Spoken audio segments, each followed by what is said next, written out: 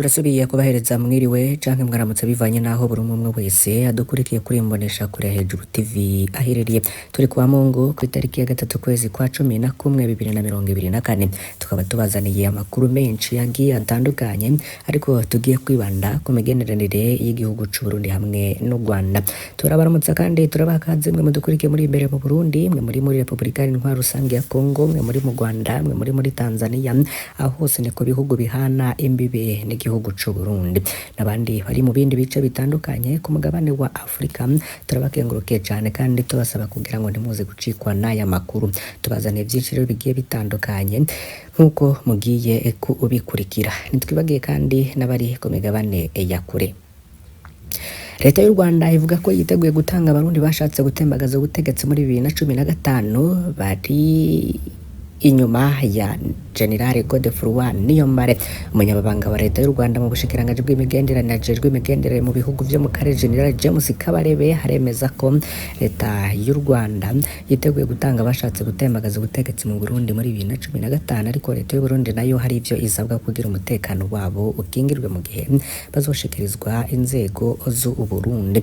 Muraza gukurikira rero ivyo James Kabarebe yoba yatangaje mu kiganiro yagiranye na Mvemba Dizolele, umushakashatsi mu kigo cigisha ivyo imigenderanire.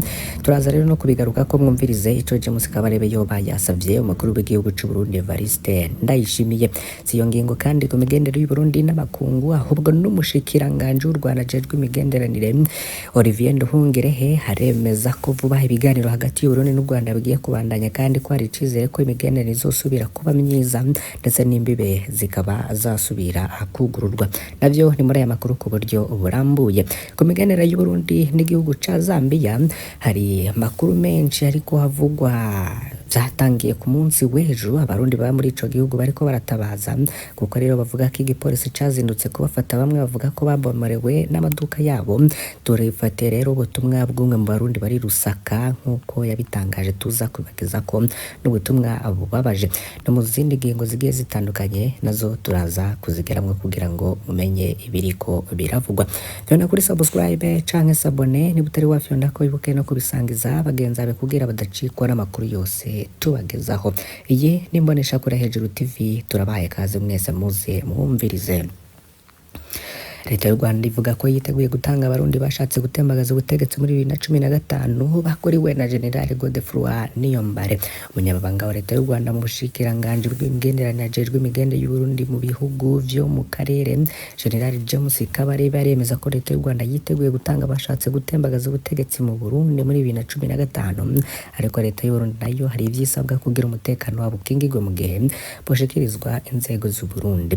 General James Kabarebe asanzwe ari umunyababanga mukuru wa leta y'u Rwanda avuga ko hari ibibazo by'imigenderanire mu bihugu vyo mu karere, akemeza ko abashatse gutembagaza ubutegetsi bwo muri Petero Nkurunziza mu 2015 bari mu Rwanda, kandi ko hari n'umugambi wo kubatanga ku nzego z'u Burundi, ariko bigaca mu nzira zubarije amategeko. Mu kiganiro yagiranye na Mvemba Dizolele, umushakashatsi mu kigo cigisha ivy'imigenderanire, James Kabarebe yamenyesheje ko kugira ngo abo bashatse gutembagaza ubutegetsi bashikizwe igihugu c'u Burundi, leta y'u Burundi isabwa kwerekana ugushaka mu gukingira abo bantu kugira u Rwanda ntibizobabazwe mu gihe hogera ibishikira abo bantu. James Kabarebe akavuga ko imigenderanire y'u Burundi n'u Rwanda yatanguye gutosekara inyuma y'igeragezwa rya coup d'etat ya 2015 ku butegetsi bwo muri Petero Nkurunziza, ariko iza kongera kuja imbere muri 2023, ariko muri 2022, ariko muri 2023 imigenderanire yongera gutosekara. Mbere leta y'u Burundi hava yugara imipaka yose bihana n'u Rwanda guhera muri Nzero uyu mwaka. Perezida Evariste Ndayishimiye yamenyesheje ko hari amasezerano bari bagiranye n'u Rwanda yo gutahana bashatse gutembagaza ubutegetsi, ariko biza guhagarara ata mpamvu. James Kabarebe rero ntahakana ko abo bashatse gutembagaza ubutegetsi batari mu Rwanda, ahubwo ko kwarugika ari byo kwitondera kugira ngo ntibazogire ikibazo mu gihe botahukanwa. James Kabarebe yagize ati twobashira hehe bari mu Rwanda, kandi turiteguye kubatanga ku gihugu c'u Burundi kandi twaramaze kuganira uko botahukanwa ariko hatabanjwe kwiga uko bakingirwa mu gihe botahukanwa ntibishoboka ko twobarungika. Ishirahamwe HCR rero ngo rirafise uruhara muri uno mugambi kuko leta y'u Rwanda isanga aba bantu bafatwa nk'impunzi bakingiwe n'ishirahamwe mpuzamakungu riraba impunzi HCR hamwe borungikwa i Burundi badakingiwe ivyo bashikira vyobaza u Rwanda, niko James Kabarebe yoba yaratangaje. James Kabarebe rero avuga ko leta y'u Burundi nimba yiteguye kwemera ivyisabwa n'u Rwanda ku mutekano w'aba bantu nta nkeka leta y'u Burundi, leta y'u Rwanda iriteguye kubatanga. James Kabarebe akaba yaravuze ko Burundi butari bukwiye no kurungika ingabo z'u Burundi muri Kongo kwifatanya n'igisirikare ca Kongo bakifatanya n'umuhari FDLR wakoze ibonyabwoko mu Rwanda, ivyo bisa nko guhemukira u Rwanda nk'uko James Kabarebe yoba yarabitangaje. Ku rundi ruhande umushikiranganji w'u Rwanda ajejwe imigenderanire Olivier Nduhungirehe nawe akemeza vuba ko ibiganiro hagati y'u Burundi n'u Rwanda bigiye kubandanya kandi ko hari icizere ko imigenderanire izosubira kuba myiza.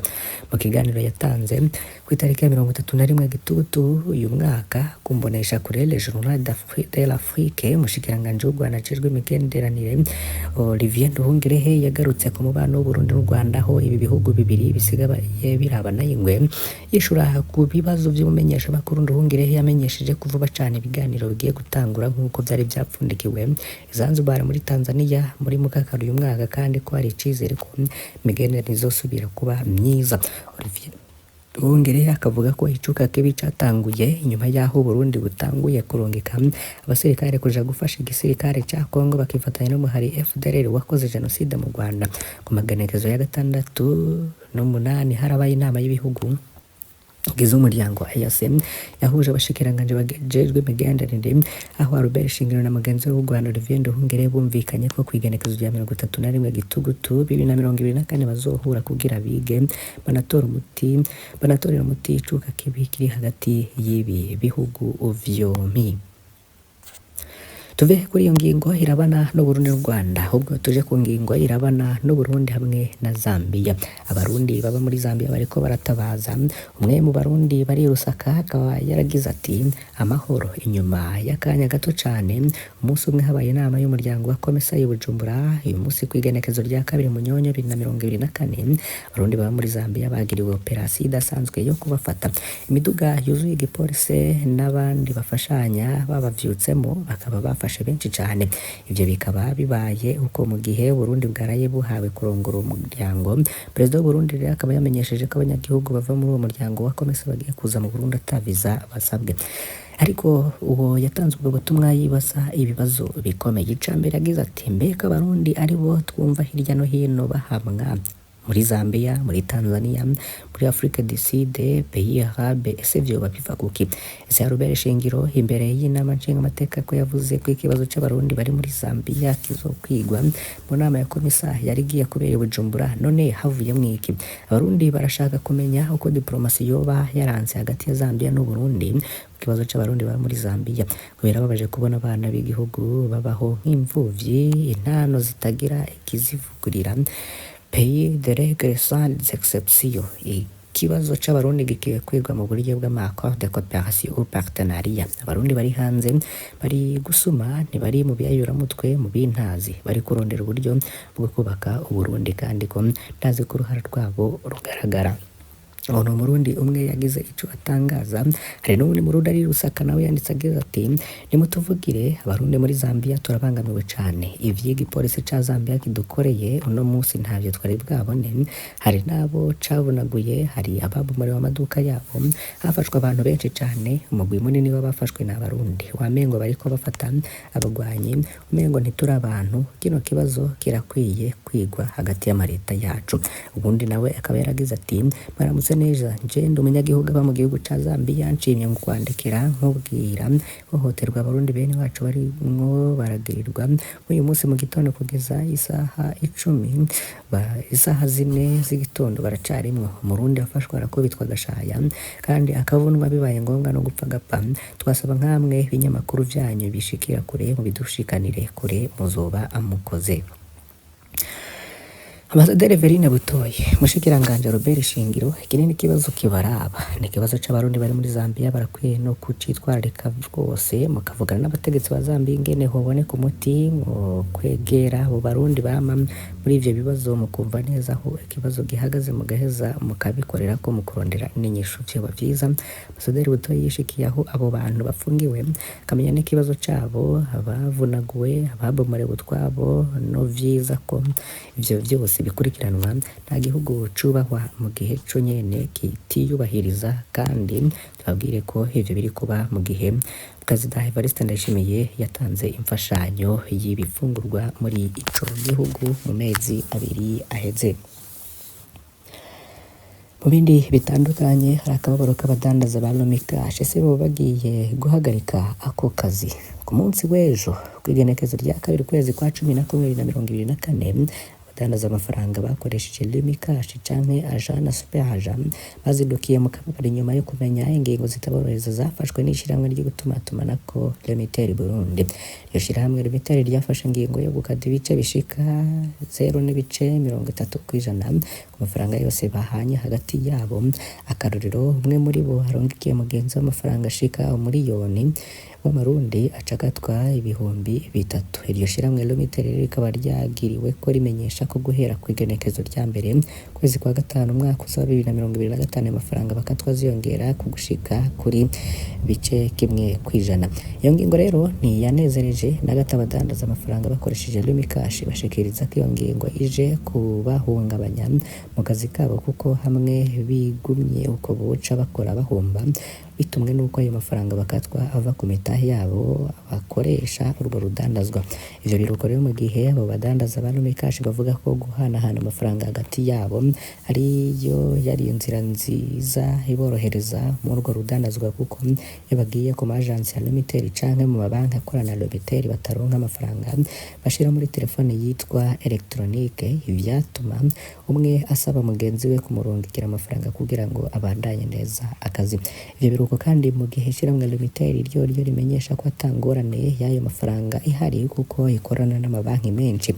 Mu gihe rero ivyo ngingo itohinduka, abadandaza amafaranga muri Lomikash bakaba bavuga ko urwo rudandazwa bashobora kuruhagarika bagakoresha ubundi buryo bwo kurungika amafaranga. Bamwe muri abo badandaza rero bakaba bagira bati ntitwokwemera gukora duhomba kuko ayo mafaranga badukata azova ku mitahe yacu twikuriye muhira, bidahindutse twofuma duhagarika gukoresha Lomikash. Muri rusange abadandaza rero bakaba basaba ko iyo ngingo yohagarikwa ku neza yabo n'abarundi muri rusange, bagasaba n'ubushikiranganje bujejwe gukurikiranira hafi ivyo bintu kuko babifata nko gusahurwa amafaranga yabo. Nayo ku yindi ngingo twabateguriye, hari umukenyezi w'umurundikazi yatabarizwa afungiye ku kibuga c'indege mu gihugu ca Benin. Umukenyezi yitwa Jeanne Niyonzima avuga ko yari yagiye mu gihugu ca Kuwait kurondera y'ubuzima, mu nyuma rero ntivyamworoheye kuko yahavuye agirira isanganya aho yakorera aravunika. Umukoresha wiwe aramwirukana asigarana pasiporo yiwe. Mu ndwi iheze Jeanne yahavuye afatwa n'igipolisi co muri Kuwait adafise ibyangombwa. Mu gufatwa muri Kuwait yafatanywe n'abandi banyagihugu bava muri Benin, baca yurizwa indege bose kibiriraho.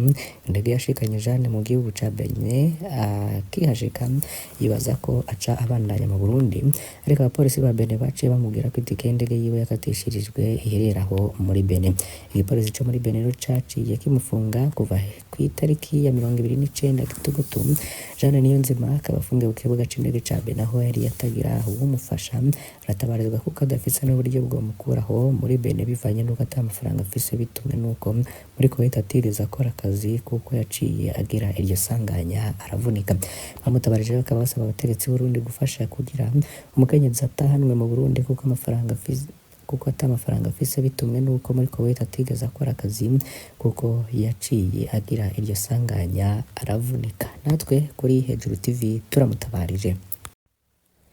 Yandi makuru ariko aravugwa, reka tugere kuri iyi nkuru yanditswe n'ikinyamakuru Magazine Jimbere kivuga ko miliyaridi 10 ariyo mafaranga y'umuzukiro ngo yategekanijwe ku bafise amatongo mu micungararo y'ikirimba c'umukuru w'igihugu i Bujumbura. Ufite imizubukiro mu micungararo yahari ikirimba c'umukuru w'igihugu, ibikorwa by'ubuhinga vyaraheze, hasigaye ko icegeranyo kirungikwa mu nama nshikiranganji kugira ifate ingingo uko vyokorwa. Mbere y'inama nshingamateka kuri uyu wa 30 Gitugutu 2024 ariko yishura ku bibazo by'abakenguza amateka, umushikiranganji w'uburimyi n'ubworozi n'ibidukikije Prosper Dodiko amenyesha ko amafaranga angana miliyaridi 10 y'amarundi yategekanijwe ko mizibukiro ku bafise amatongo mu micungararo y'ikirimba c'umukuru w'igihugu Bujumbura ngo arahari ariko ni make. Icegeranyo ngo carakozwe mugabo gifise n'ibibazo. Amafaranga ko ari make abanze guhabwa imizibukiro bantaboneka badafise aho baba babe ari bo baronka ubwa mbere canke umuzibukiro habwa abantu bafise amatongo ku murongo uhereye ku kirimba, hanyuma amafaranga aho aherera habe aho nyene. Kubw'ivyo bibazo umushikiranganji akamenyesha ko integuro irindiriye intumbero y'inama nshikiranganji kugira ngo bifatwemo ingingo. Tuhereze kuri aya makuru harabana na environnement. Kuri uyu munsi hitezwe ko haza kwaka izuba ririmwo n'ibicurike mu ntara zose zigize Uburundi kuri uyu w'Imana kw'igenekezo rya 3 Munyonyo 2024. Aharaba hakanya gusumba ahandi haraba ari mu ntara za Gitega na Ngozi, aho ibipimo vy'ubushuhe biza kuba bigera kuri degre Celsius 13.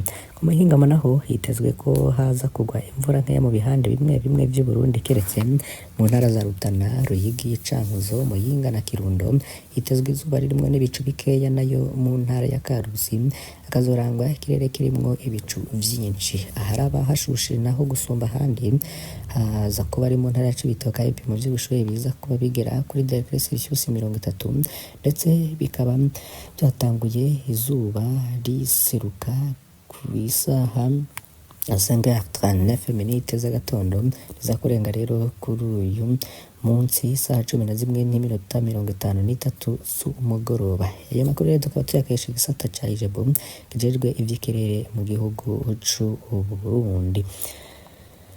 Reka rero duhereze kuri iyi ngingo ngo n'ubwa mbere ibiciro by'amasaka bikuduze kuri aho. Ivyo biciro by'amasaka vyidogerwa na bamwe mu bakoresha amasaka mu guhingura inzoga z'ikirundi nk'impeke, inzagobe n'abakora ubuyi bw'abana.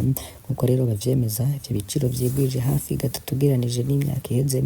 Ikiro cahora kigurwa amafaranga 2,000 y'amarundi muri Rihesha ubu kibarizwa hamwe ku 5,000 y'amarundi ifatiye ku masoko amwe yo mu Ruyigi. Bamwe rero mu bayadandaza bakemeza ko mu gihe c'iyimbura imvura yabaye nyinshi, amasaka akaba yatewe n'ubukoko agahava agwiramwo ibinofa. Ni mu gihe rero n'abarimyi bayo babunyoye bayarimira imishiha bemeza ko batimbuye, kuko ngo vyasaba ko imvura iramba kugira asozere kwera, ikaba rero yaciye icika mu mpera z'ukwezi kwa 4 k'uyu mwaka. Biro vyaciye bituma imanza z'iminsi mikuru itandukanye z'uyu mwaka zikoresha umwimbu wabonetse, hagasigara inica ntikize ariho bwazimbiye.